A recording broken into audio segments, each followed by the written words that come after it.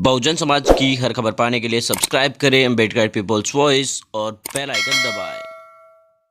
और फ्रेंड्स, मैं उत्तराम लोडी, आप देखना शुरू कर चुके हैं अम्बेडकर पीपल्स वॉइस। दरअसल आपने एक कहावत सुनी होगी, अगर नहीं भी सुनी तो मैं आपको बता देता हूँ, एक अनार 100 बीमार। इसका मतलब तो यह होता है कि किसी भी एक वस्तु जो सीमित होती है उसके लिए हजार लोगों की लड़ाई।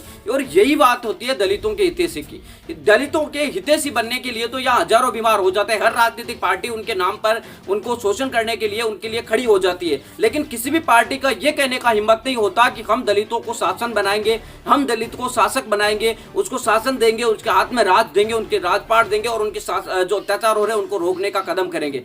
दावे कितने ही करवा लो, बड़ी बड़ी बातें ही करवा लो, लेकिन मुख्यमंत्री या मंत्री बनाने की जब बात आएगी तब उनको 3rd ग्रेड क्लास का मंत्री है वो बना दिया जाता है, जिसकी कोई वैल्यू अब पे नहीं होती। मामला अभी बिहार का है, विधानसभा के चुनाव आने हैं और बिहार के अंदर विधानसभा के चुनाव को देखते हुए तमाम राजनीतिक पार्टियां जो है सब लोगों को भूलकर दलितों पर डोरे डाल रही है। 16% से ज्यादा वोट है बिहार के अंदर अनुसूचित जाति जनजाति के, जो कि सरकार बनाने में काफी ज्यादा महत्वपूर्ण होता है। यहाँ पर पिछले दिनों जो अत्याचार बढ़े, इसके चलते आरजेडी जो कि तेजस्वी यादव और उनकी पार्टी, उनके खिलाफ भी लोगों में नफरत बढ़ी है। नीतीश कुमार के प्रति भी नफरत बढ़ी है, बीजेपी के खिलाफ वैसे नफरत है, कांग्रेस यहाँ पर इतनी मजबूत नहीं है। तो ऐसे हालात में यहाँ पर दलितों के वोट है वो डाइवर्ट होने की आशंका है। इसके चलते बिहार की जो राजनीति है दलितों की, उसको उलट फुलट करने की कोशिश की बिहार के वर्तमान में नीतीश कुमार सरकार के श्याम रंजक जो कि मंत्री है उनके द्वारा। उन्होंने आरक्षण में प्रमोशन और क्रिमिनल लागू करने के सुप्रीम कोर्ट के स्टेटमेंट के बाद आरक्षण के मामले को लेकर जो बिहार में भूचाल सा ला दिया। बिहार में उन्होंने इस मुहिम को आगे बढ़ाया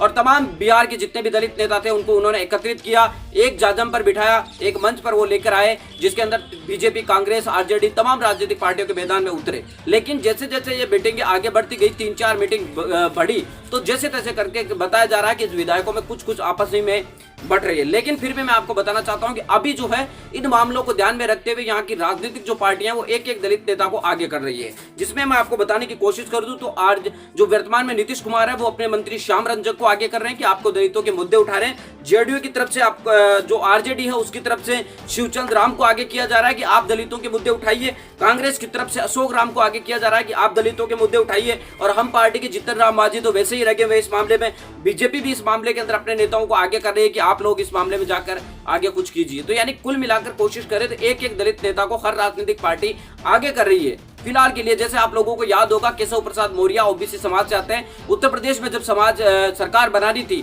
और सपा और बसपा को घुटने पर डालना था तो उन्होंने केशव प्रसाद मौर्य को आगे किया। और ये लगने लगा था कि एक तरफ उत्तर प्रदेश के अंदर जो बिहार में जो उत्तर प्रदेश में सरकार बनेगी तो योगी आदित्यनाथ की जगह केशव प्रसाद मौर्य को मुख्यमंत्री बनाया जाएगा। लेकिन जैसे ही चुनाव जीत गए, जीत हासिल हो गई, तो केशव प्रसाद मौर्य जी तो हो गए गायब और नया अवतार निकल कर आ गया योगी आदित्यनाथ का। तो ठीक ऐसा ही होगा। अभी दलितों के हितैषी बनाने के लिए दलितों के नेताओं को आगे किया जा रहा है, लेकिन जैसे ही पार्टी चुनाव जीत जाएगी उसके बाद दलित विधायकों को, नेताओं को साइडलाइन कर दिया जाएगा और मुख्यमंत्री की कुर्सी पर जिसको बैठना है वो बैठ जाएगा। यानी कि कुल मिलाकर हम देखने की कोशिश करें तो हमारे लोगों को हमारे बीच चमचा, विभीषण या कुछ भी मान लीजिए या हितैषी बनाकर एक तरफ दिखाने की कोशिश की जाती है और हमें ही आखिर में वो पार्टियां हैं वो टक्कर ले जाती है और फिर 5 साल हमारे ऊपर जुल्म करती है। मिलेंगे इस वीडियो नए अपडेटों के साथ। लेकिन आपको बता दूं कि बिहार की जो राजनीति है वो दलितों के बिना बिल्कुल नहीं होगी और जो दलित चाहेंगे वही होगी। अगर दलित समाज के लोग एकजुट होकर अगर वोट अपने पक्ष में डालते हैं तो काफी ज्यादा बिहार की राजनीति उलट सकती है।